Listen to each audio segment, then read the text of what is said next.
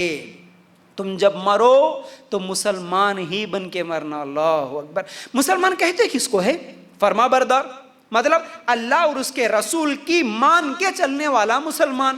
اپنے خواہشات کو کچل کے اپنی پوری مرضی کو خوشی سے اللہ کے حوالے کر کے اللہ تو جیسا بولا میں ویسا زندگی گزاروں گا. سرنڈر کر دینے والا، اپنے آپ کو جھکا دینے والا کہ میری خواہش میری مرضی کچھ بھی نہیں، اللہ کا حکم اللہ کے رسول کا طریقہ میرے لیے کافی ہے. جہاں اللہ نے حکم دیا جھکو جھک جاؤں گا، جہاں کہا کھڑے ہو جاؤ کھڑے ہو جاؤں گا. یہ ہے مسلمان. تو مطلب کیا ہے؟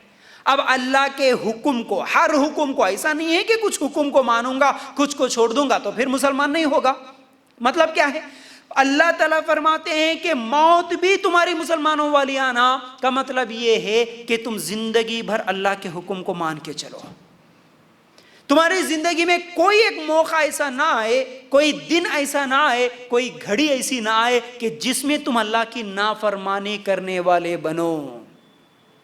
اب مجھے بتاؤ، سود کے تعلق سے اللہ تعالیٰ نے کہا قرآن میں کہ جو سود لیتا ہے یا دیتا ہے، کھاتا ہے، کھلاتا ہے، گواہ بنتا ہے، یہ سب چیزیں گناہ میں برابر کے ہیں حدیث کی روشنی میں. لیکن سود کے تعلق سے اللہ تعالیٰ نے کہا کہ جو سود لیتا ہے وہ اللہ اور اس کے رسول سے جنگ کرنے کے برابر ہے.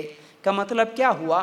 اگر کوئی سود لیتے دیتے اسی حالت میں اس کا انتقال ہوا تو وہ مسلمانوں والی موت تو نہیں مرانا، وہ فرما بردار ہو کے تو نہیں مرانا، وہ تو نافرمان بن کے مرا، بلکہ اللہ اور اس کے رسول سے جنگ کرتے ہوئے مرا. اللہ کے رسول صلی اللہ علیہ وسلم نے فرمایا جب چور چوری کرتا ہے تو اس کا ایمان کھینچ لیا جاتا، جب زانی زنا کرتا ہے تو ایمان کھینچ لیا جاتا، جب شرابی شراب پیتا ہے تو اس کا ایمان کھینچ لیا جاتا. بتاؤ، جو شراب کی نشہ میں مرا، جو زنا کرتے مرا، جو چوری کرتے مرا، اس وقت اس کا ایمان ہی اس کے پاس نہیں ہے. اگر موت آ گئی تو وہ نافرمانی والی موت آ گئی نا. تو ہم کیا سمجھ رہے ہیں؟ مرنا مگر مسلمان ہو کے تو کہاں ہیں؟ کتنے ایسے لوگ ہیں جو مرتے ہیں تعویذ لٹکا کے. اگر کوئی مرا، درگاہ کے پاس جاتے ہوئے کوئی مرا، پرسوں نیوز میں آیا نا، کتنا بڑا افسوس، اتنا بڑا افسوس ہوا مجھے جب وہ نیوز سن کر کے. حیدرآباد کی ایک پوری فیملی، چھوٹے چھوٹے بچے بھی اس کے اندر مرے. لیکن سفر کیا تھا؟ کسی درگاہ کے پاس جا کے واپس گھر کو آ رہے تھے. پتہ نہیں 10 یا 11 لوگ، گھر کی پوری فیملی، 2 گھر والے پورے مر گئے.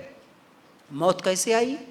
موت کیسے آئی؟ اللہ کے لیے غور. اللہ تعالیٰ فرماتے ہیں اس آیت کے اندر، مرتے دم تک مسلمان رہنا، تمہاری موت نہ آئے مگر اس حالت میں کہ تم فرما بردار ہو. مجھے بتاؤ، جس دن میں فجر کی نماز چھوڑ کے سو گیا اور میں مر گیا، فرما برداری والی موت تو نہیں آئی نا؟ نافرمان ہو کے مرا نا میں، ایک اللہ کے حکم کو چھوڑ کے مرا نا. جو عورت بے پردہ گھومتی ہے اسی حالت میں اس کی موت آ جائے تو وہ فرما برداری والی موت تو نہیں آئی نا.